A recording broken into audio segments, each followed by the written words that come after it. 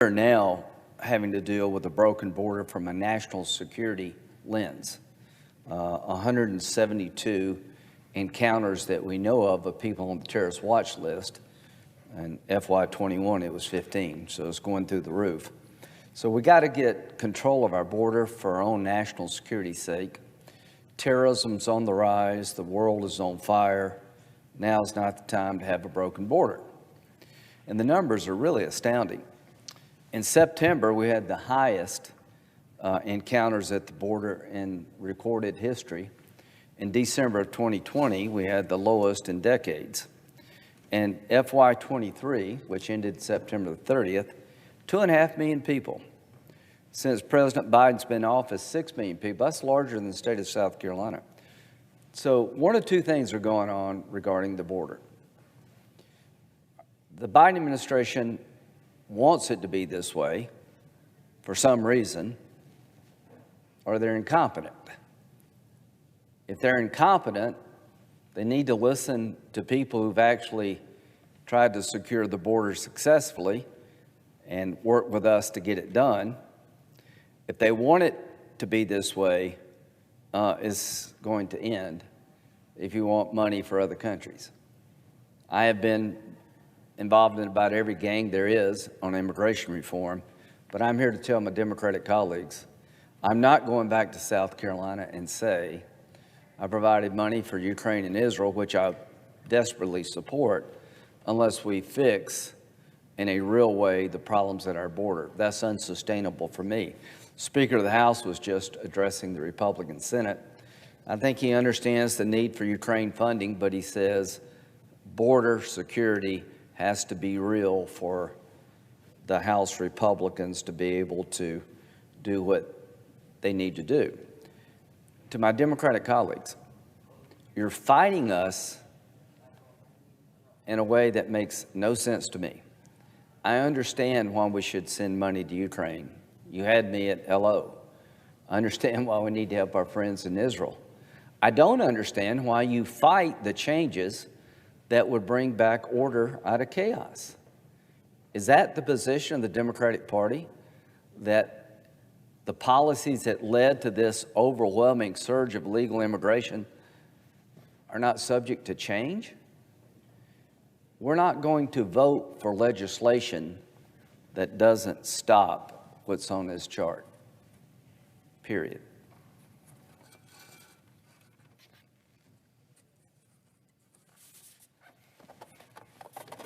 Look at the line. FY20, 458,000 encounters. FY23, 2.5 million. It's got to stop. Look at the asylum systems being completely gamed. It's become a joke. It needs to stop.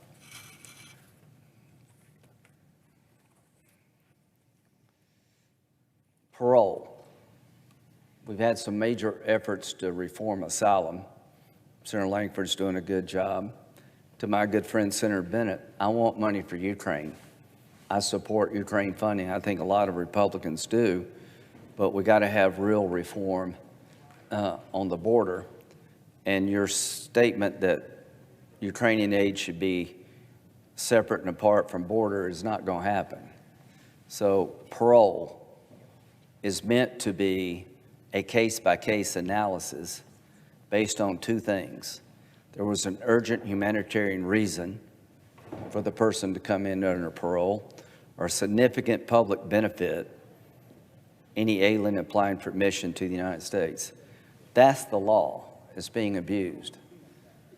Past administrations granted parole in a handful of cases.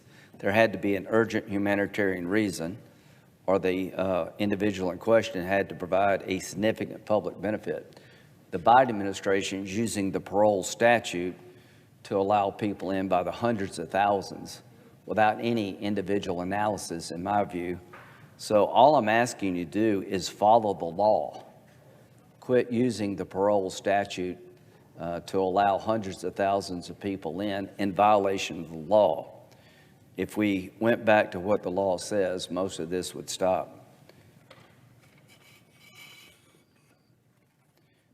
Secretary Mayorkas, Here's what he said to Senator Langford.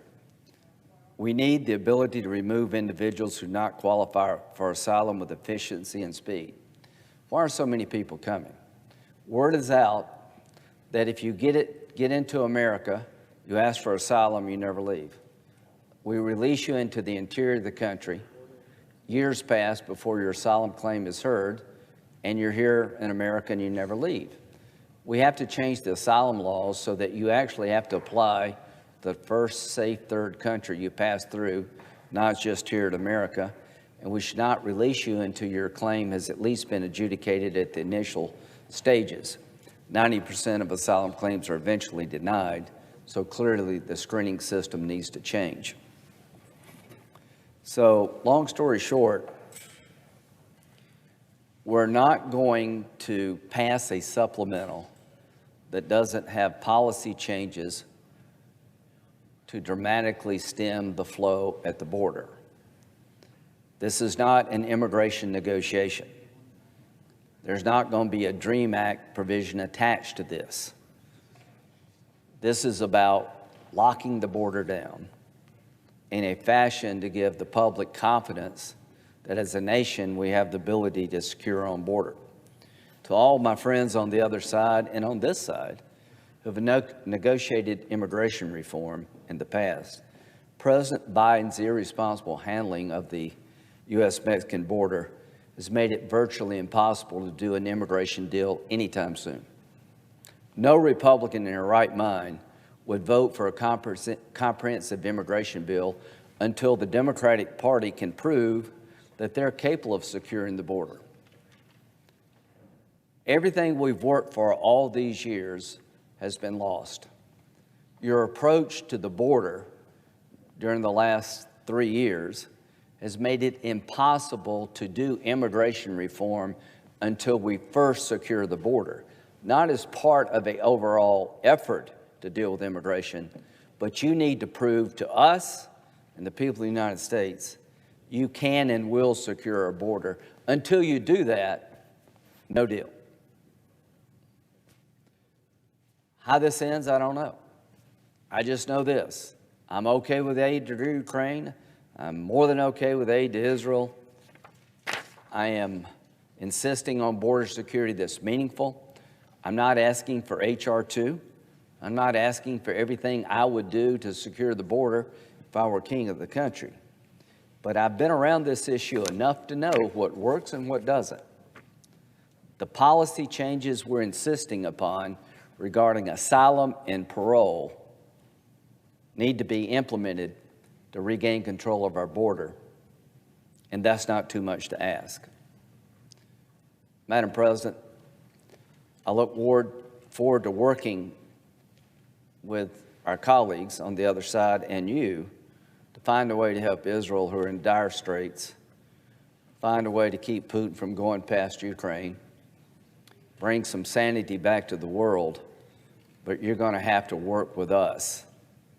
And we're not looking for half measures. We're smart enough on our side to know what works. And I'm not into doing a deal that doesn't work. With that, I yield the floor.